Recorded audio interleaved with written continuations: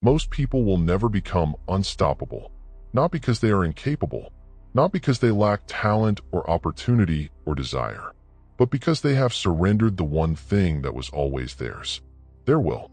The ancient Stoics had a word for it: prohairesis, your moral will, your power of choice, the faculty inside you that decides who you are regardless of what is done to you. Marcus Aurelius ruled an empire and wrote his private journal by candlelight in a military tent on the frozen Danube frontier. Epictetus was born into slavery, had his leg deliberately broken by his master, and became one of the most influential philosophers in human history. Seneca was exiled to a barren island for 8 years on a false charge, and used that exile to write some of the most penetrating letters about the human condition ever composed. None of these men were unstoppable because of their circumstances. They were unstoppable because of what they chose to do with their will inside those circumstances.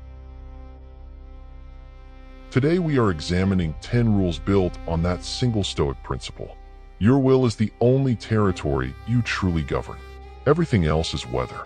These 10 rules will teach you how to exercise that will so forcefully, so consistently, so deeply that nothing external can reach you where it matters.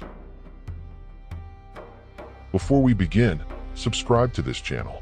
It takes 1 second, and it ensures you never miss the kind of wisdom that most people spend a lifetime searching for and never find. Do not skip a single rule. The 10th will reframe everything that came before it. Rule number 1. Claim sovereignty over your inner citadel.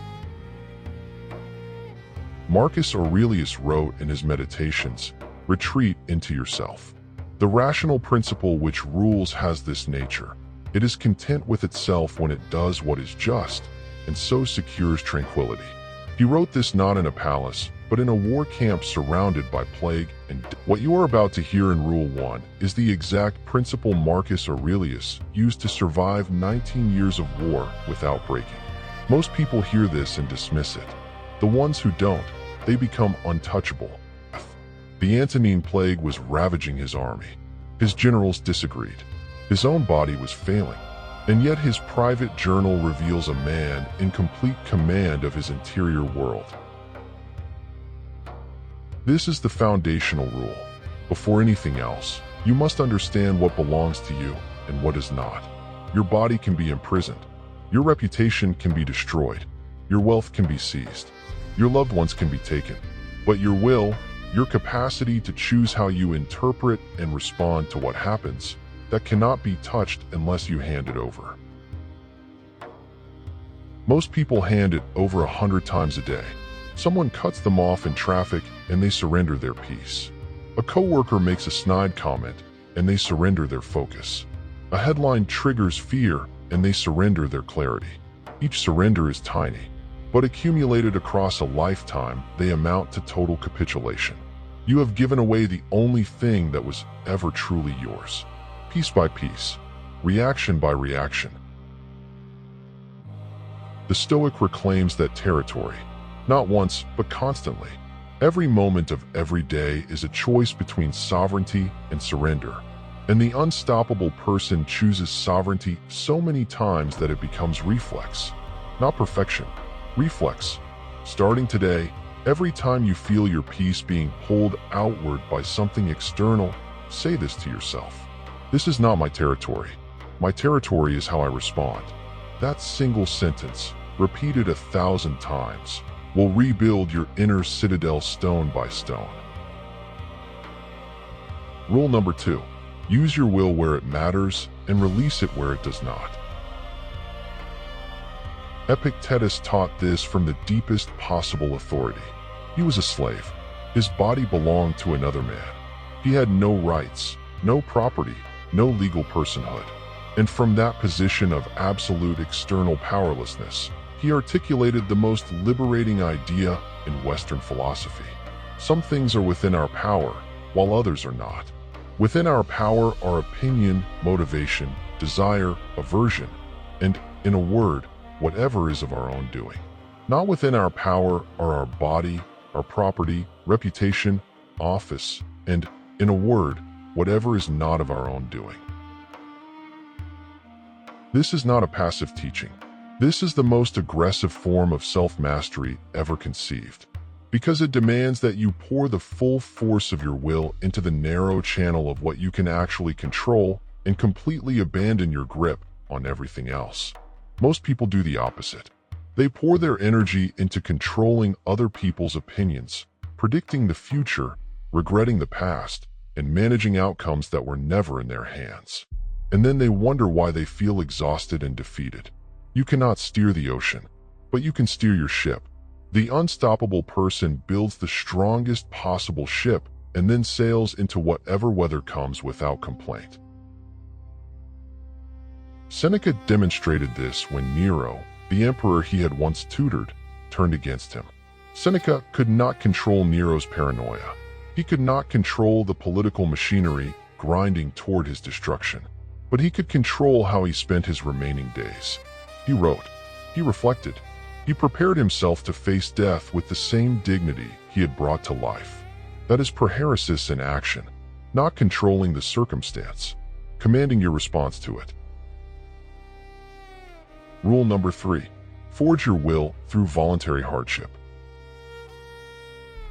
Seneca wrote to his friend Lucilius, "Set aside a certain number of days during which you shall be content with the scantiest and cheapest fare, with coarse and rough dress, saying to yourself the while, 'Is this the condition that I feared?'" He was one of the wealthiest men in Rome.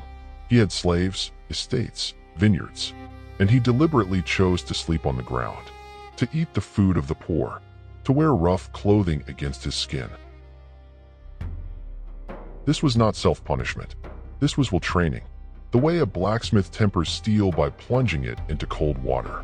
Seneca understood that comfort erodes the will, that every luxury you depend on becomes a chain, that the man who cannot endure hunger, cold, discomfort, and loss is a man whose will has atrophied to the point of uselessness.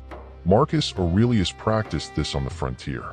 While his officers slept in heated tents, the emperor often ate the same rations as the common soldiers. Not for show. He understood that the will must be exercised against resistance, or it weakens. A muscle that is never challenged becomes useless. A will that never faces hardship becomes brittle. Here is the practice. Once a week, choose something you depend on and live without it for a day. Not as deprivation, as proof. Proof that you are not owned by your comforts. Proof that the person underneath the conveniences is strong enough to stand alone. That proof accumulates. And the person who has proven to themselves 100 times that they can survive without ease is a person who walks into any crisis with a will that cannot be bent. Rule number 4. Choose your response to pain before the pain arrives. Marcus Aurelius wrote, "Begin each day by telling yourself, 'Today I shall be met with interference, ingratitude, insolence, disloyalty, ill will, and selfishness.' This is premeditatio malorum, the premeditation of evils, and it is one of the most misunderstood Stoic practices in existence. This is not pessimism. This is preparation." Marcus was not hoping for a bad day. He was training his will to respond before the stimulus arrived.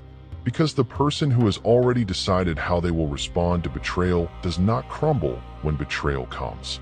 The person who has already rehearsed their response to loss does not lose themselves when loss arrives.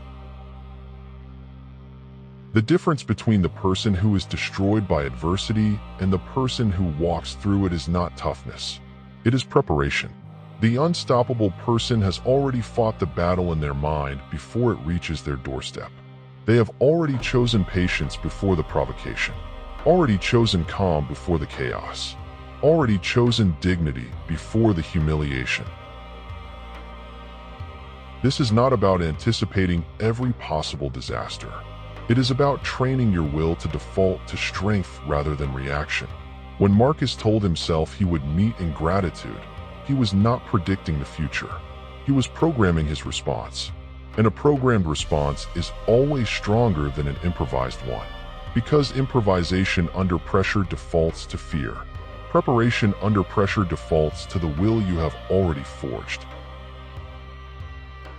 Rule number 5. Let your character speak and your mouth stay silent. Epictetus instructed his students, don't explain your philosophy, embody it. He had seen enough talkers in the Roman academies. Men who could recite Zeno and Chrysippus from memory, but crumbled at the first sign of discomfort. Men whose philosophy lived entirely in their mouths and never reached their hands or their feet or their choices. The unstoppable person does not announce their principles. They demonstrate them. In the way they treat the person who serves them food. In the way they respond to insult. In the patience they show when everyone around them is losing composure. Their will expresses itself not in declarations, but in decisions. And decisions made in silence carry a weight that words never can. Marcus Aurelius was emperor of Rome. He could have used his meditations to justify his rule, defend his decisions, build his legacy. Instead, he wrote private rebukes to himself, reminders to be better, confessions of where he fell short. The most powerful man in the world spent his evenings in honest self-examination, not self-promotion. And that silence, that refusal to perform his virtue for an audience, is what made his character genuine rather than decorative. When you feel the urge to explain yourself, to justify your choices, to seek validation through words, stop. Let the work speak. Let the character speak.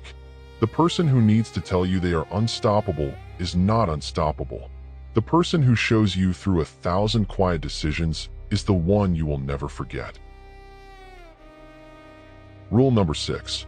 Refuse to be owned by what you own. Seneca wrote, "It is not the man who has too little, but the man who craves more, that is poor." He understood that wealth, possessions, status, and pleasure are not evil in themselves. They become chains only when your will becomes dependent on them.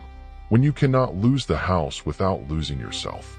When you cannot lose the title without losing your identity. When the removal of any external thing would shatter you. During his 8-year exile on the island of Corsica, Seneca had almost nothing. The luxury of Rome was replaced by barren rock and rough living. A lesser person would have been destroyed. But Seneca's will was not anchored to his possessions. It was anchored to his principles. And principles travel light. They require no villas, no banquets, no audience. They require only the person who carries them to keep choosing them. The unstoppable person enjoys what they have without being possessed by it. They hold everything with an open hand, not because they do not value it, but because they understand that the moment you grip something so tightly that losing it would break you, that thing owns you. And a will that is owned is a will that is compromised. Keep what serves you. Enjoy what you have earned. But never forget that everything external is on loan. Your will is the only thing that is purchased outright. Rule number 7.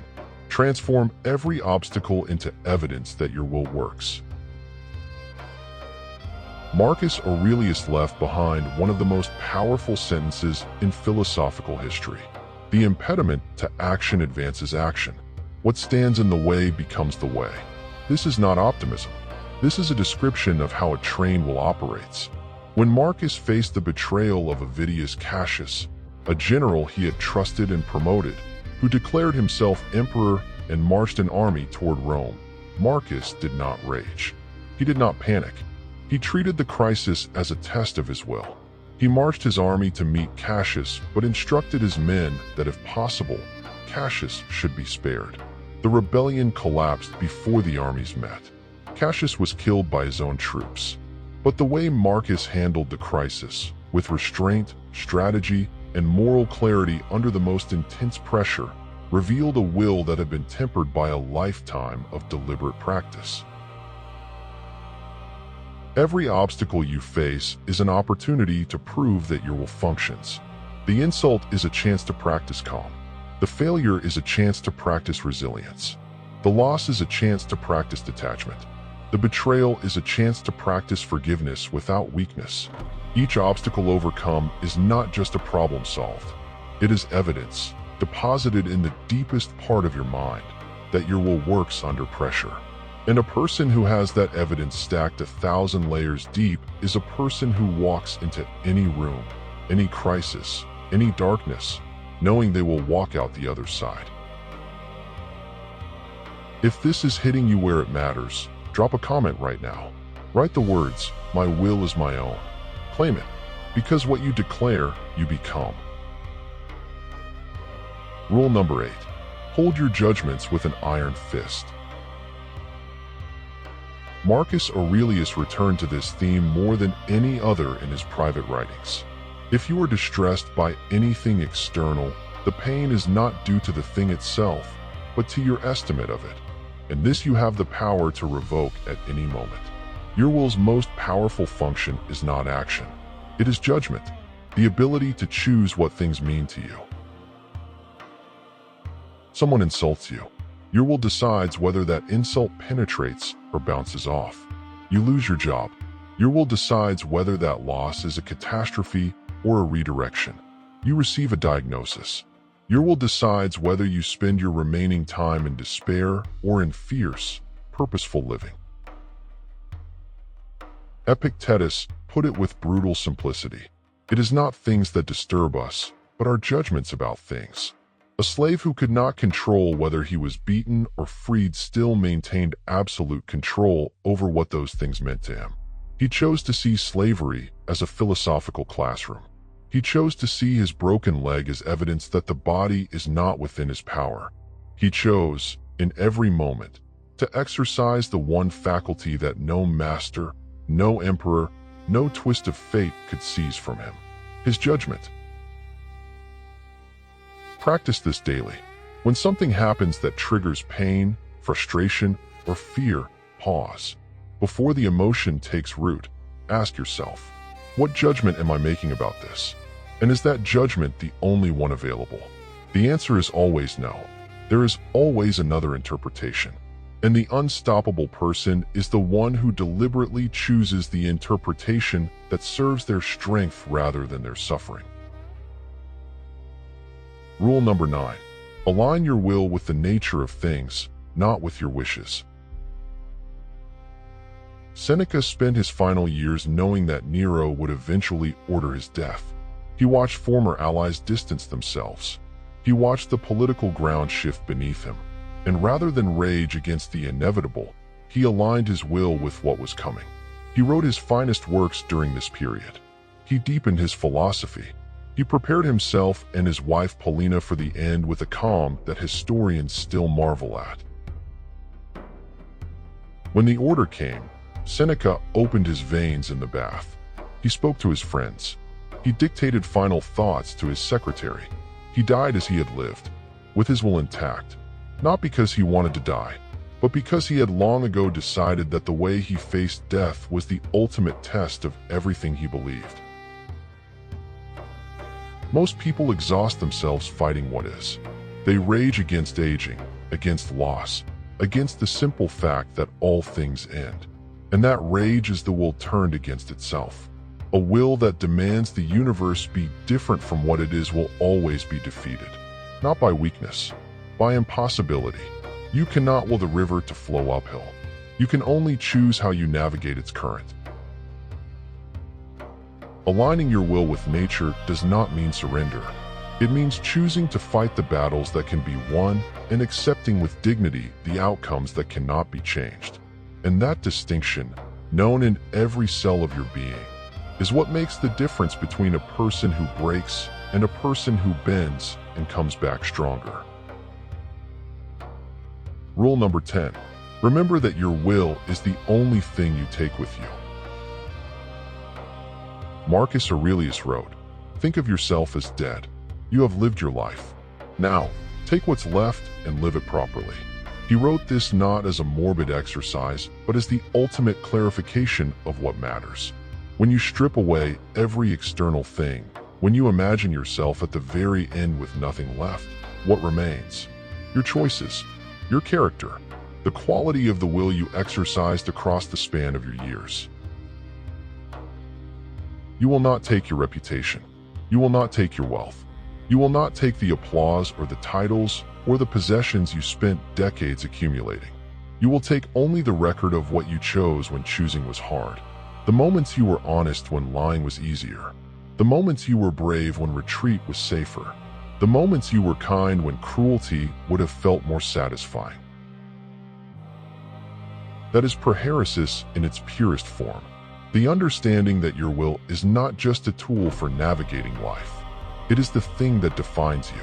It is the only authorship you truly have. Everything else is written by circumstance. But the will, the choices, the moral decisions you make in the silence of your own mind, those are yours. Completely, irrevocably, eternally. If you have made it to the end of this video, something inside you has already shifted. You did not just hear 10 rules. You were reminded of something you have always known. That you are not at the mercy of what happens to you. That there is a force inside you, quiet and ancient and ferociously powerful, that no circumstance can reach. The Stoics spent their lives exercising that force. Now it is your turn. These 10 rules are not motivational slogans. They are the operating manual for a will that refuses to break. Practice one this week, then add another, and watch as the person you have always known you could be begins to emerge. Not because your life got easier, but because your will got stronger. Like this video if it landed. Subscribe if you want more of this kind of wisdom. Share it with someone who needs to hear that they are not powerless. And go watch the next video in this series.